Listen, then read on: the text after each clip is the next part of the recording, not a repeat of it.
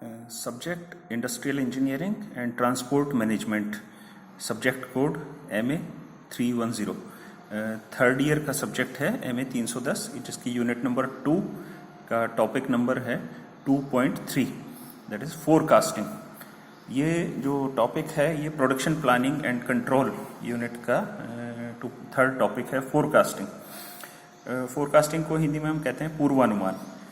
तो पूर्वानुमान जो है प्रोडक्शन प्लानिंग एंड कंट्रोल का सबसे पहला स्टेप होता है। इसका अर्थ है भविष्य में किए जाने वाले कार्य का, जो भी उत्पादन कार्य हो या बिक्री का जो कार्य है, उसकी प्रकृति या प्रकार जिसे हम कहते हैं टाइप, मात्रा या आयतन जिसे हम कहते हैं क्वांटिटी, तथा गुणवत्ता जिसे कहते हैं क्वालिटी, इसका पहले से अनुमान लगाना। तो भविष्य में किए जाने वाले जो भी कार्य हैं, चाहे वो उत्पादन कार्य है चाहे वो बिक्री कार्य है, इनकी टाइप, क्वांटिटी और क्वालिटी का पहले से अनुमान लगाना, ये कहलाता है फोरकास्टिंग।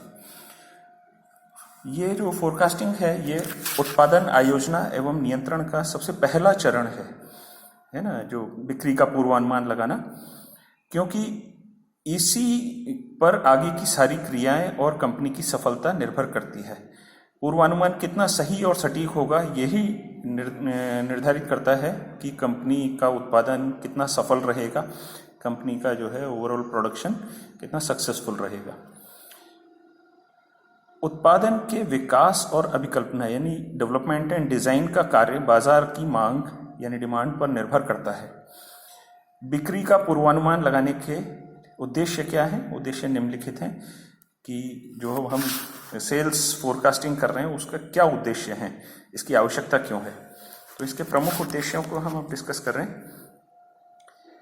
किसी भी जो है सेल्स फोरकास्टिंग का जो मेन लक्ष्य, मेन जो उद्देश्य है वो है कि उत्पादन लक्ष्य को समय के रूप में व्यक्त करना, अर्थात कितना हमें प्रोडक्शन करना है। जब हमें ये सेल्स का फोरकास्ट पता चल जाता है तो हमारे सामने एक उत्पादन का लक्ष्य होता है, और उस उत्पादन लक्ष्य को पूरा करने में कितना समय लगेगा ये हम बताने में सक्षम हो पाते हैं। यदि हम समय को डिफाइन कर पाएंगे कि कितने समय में हम उत्पादन, ये जो टारगेटेड प्रोडक्शन है उसको कर पाएंगे, तो हम डिलीवरी डेट भी बता सकते हैं।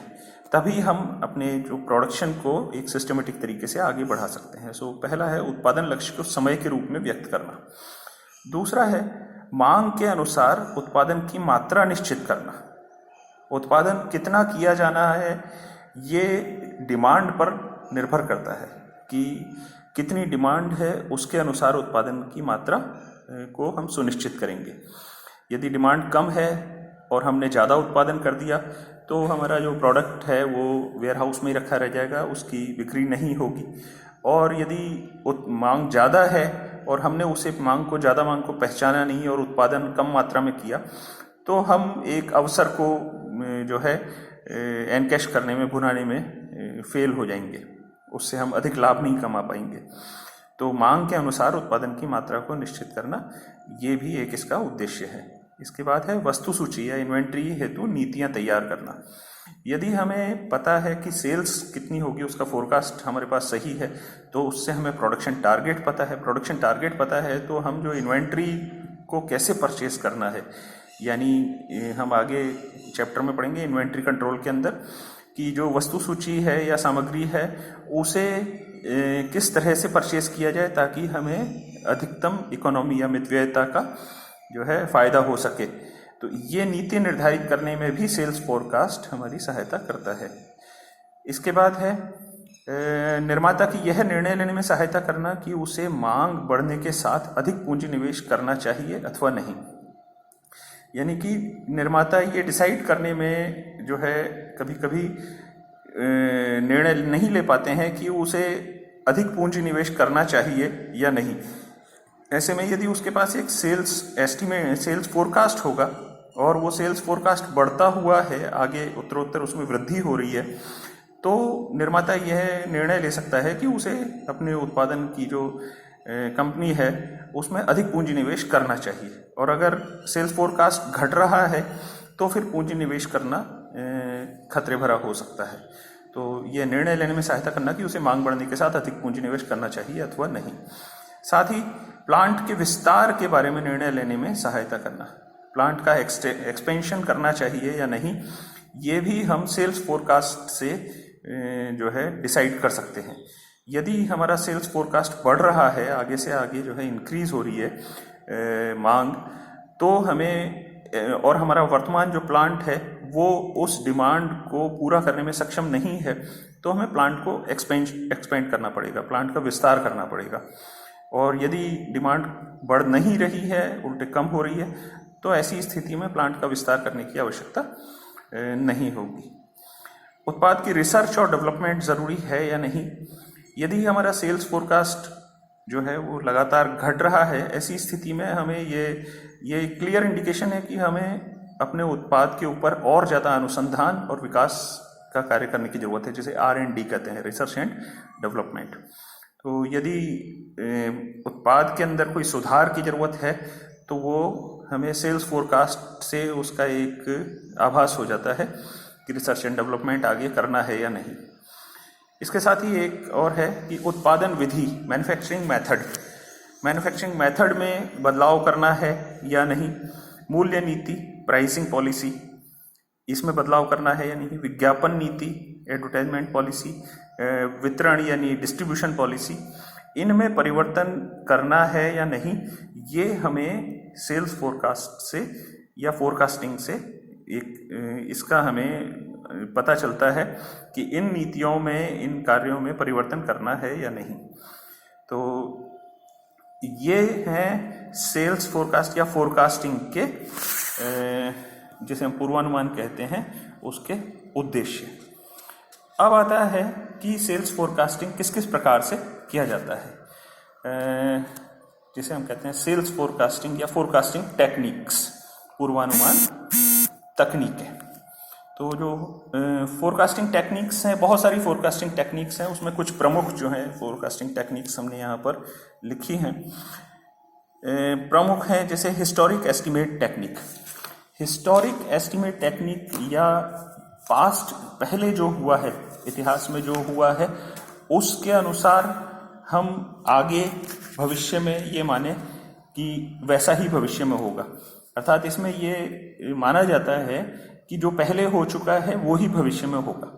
उदाहरण के रूप में कोई एक कंपनी है और उसने किसी एक सीजन में, किसी एक विंटर में और 5000 जो है कोई कंपोनेंट, कोई प्रोडक्ट अपने बेचे थे, तो वो ये मान के चलेंगे कि इस साल भी वो 5000 का जो है सेल्स करेंगे। तो ये पास्ट को रेफरेंस लेते हुए और उसी के अनुसार भविष्य में अगर हम उत्पादन करें, एस्टिमेट लगाएं, तो ये कहलाता है हिस्टोरिक एस्टिमेट टेक्निक। ये जो टेक्निक है ये प्राय सीजनल जो प्रोडक्ट्स होते हैं, जैसे कुछ प्रोडक्ट सर्दियों में चलते हैं, कुछ गर्मियों में चलते हैं। किसी कंपनी ने पिछले साल 5000 कूलर बेचे थे, तो इस साल भी वो एस्टिमेट ये मान सकते हैं कि इस बार भी 5000 कूलर तो बिक ही जाएंगे। तो ये सीजनल डिमांड वाले जो प्रोडक्ट्स होते हैं उनके लिए ज़्यादा यूजफुल होता है। दूसरा है sales force estimates. Sales force estimate का अर्थ है, सेल्स फोर्स कौन है? हमारे जो सेल्समैन होते हैं वो, और सेल्स मैनेजर हैं, एरिया सेल्स मैनेजर हैं, टेरिटरी सेल्स मैनेजर वगैरह हैं। तो ये जो है उनके द्वारा दिया गया एस्टिमेट, ये सिद्धांत पर आधारित है कि वो पर्सन्स जो मार्केट के डायरेक्ट कांटेक्ट में हैं वो मार्केट को बेहतर जानते हैं। इस सिद्धांत के ऊपर जो है निर्णय लेते हुए सेल्स फोर्स के द्वारा बताए गए ट्रेंड को फॉलो करते हुए और उसके अनुसार निर्णय लिया जाए कि कितना हमें प्रोडक्शन करना है, इस साल कितनी बिक्री होगी। ये कहलाता है सेल्स फोर्स एस्टिमेट टेक्निक। तो सेल्स फोर्स एस्टिमेट टेक्निक में हम किसका जो है मुख्य रूप से बात मान रहे हैं? सेल्स फोर्स यानी सेल्स मैनेजर और उनकी टीम की पूरी। इसके साथ ही एक trend line technique, trend line technique या रुझान किस तरफ है, ट्रेंड लाइन क्या है, ये तब काम में आता है जब हमारे पास उत्पादन के बहुत कई सालों के पिछले आंकड़े उपलब्ध हों। यानी 15-20 साल, 25 साल के पुराने आंकड़े अगर हमारे पास उपलब्ध हैं और हम उन आंकड़ों की सहायता से और एक ग्राफ खींचें और उस पर एक उत्पादन को प्लॉट करें और उस उत्पादन को उसमें एक लाइन खींचें जिसे ट्रेंड लाइन कहते हैं, तो वो ट्रेंड लाइन मान लीजिए हमारे पास वर्ष 2000, 2001, 2, 3 और इस तरह से अन्य सारे पिछले वर्षों के आंकड़े हैं, उनसे हमने एक ट्रेंड लाइन खींची सेल्स की और वो ट्रेंड लाइन कुछ इस प्रकार है। तो हम 2021 यानी अगले वर्ष में क्या होगा, इस ट्रेंड लाइन को काल्पनिक रूप से आगे बढ़ाते हुए हम ये कह सकते हैं कि लगभग इतना प्रोडक्शन, यहाँ से इतना प्रोडक्शन इस वर्ष, आने वाले वर्ष में हमें करना चाहिए। ये टेक्निक कहलाती है ट्रेंड लाइन टेक्निक। फिर है मार्केट सर्वे। मार्केट सर्वे टेक्निक है जिसमें हम कोई नया प्रोडक्ट जब लॉन्च करते हैं तो वो नया प्रोडक्ट लॉन्च करने से पहले मार्केट में जाकर के और उसके बारे में सर्वे करते हैं, अर्थात बाजार सर्वेक्षण के द्वारा उसकी डिमांड का पता चलाते हैं, क्या लोगों की आवश्यकताएं हैं और उसे किस प्रकार से पूरा किया जा सकता है। प्राय मार्केट सर्वे के द्वारा नया प्रोडक्ट लॉन्च करते समय पहले एक छोटे क्षेत्र में उस प्रोडक्ट को लॉन्च किया जाता है और फिर उसकी रिपोर्ट के आधार पर उसे बड़े क्षेत्र में लॉन्च किया जाता है। तो ये मार्केट सर्वे टेक्निक है, बाजार सर्वेक्षण तकनीक। एक है प्रायर नॉलेज, अर्थात पूर्व ज्ञान हमें होता है। ये प्रायर नॉलेज टेक्निक जो है ये प्राय उनके लिए है, उन प्रोडक्ट्स के लिए है या उन कंपनियों के लिए है जो किसी दूसरी कंपनी के लिए एंसिलरी अर्थात सहायक कंपनी के रूप में कार्य कर रहे हैं। तो जो सहायक कंपनी के रूप में कार्य कर रहे हैं उन्हें जो मूल कंपनी है उनकी जिसको वो सप्लाई करते हैं अपना प्रोडक्ट, वो उन्हें क्लियरली बता देंगे कि आपको कितना प्रोडक्शन करना है। तो इसमें ज़्यादा उन्हें कुछ सोचने की जरूरत नहीं है, उन्हें आदेश जितने का मिलता है उतना ही उत्पादन करना है।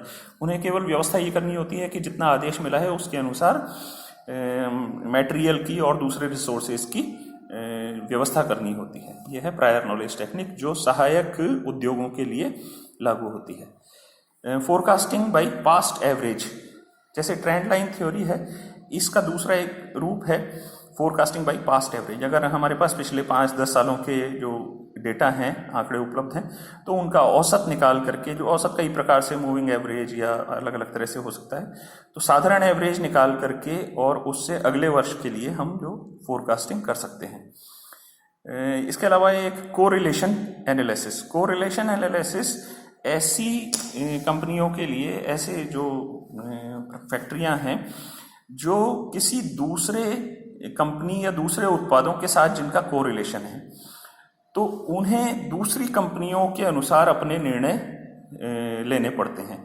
उदाहरण के लिए टायर बनाने वाली कंपनी है तो वो ऑटोमोबाइल्स की संख्या या ऑटोमोबाइल्स का मार्केट में क्या ट्रेंड है उसके ऊपर निर्भर करेगी, वो उससे कोरिलेटेड है।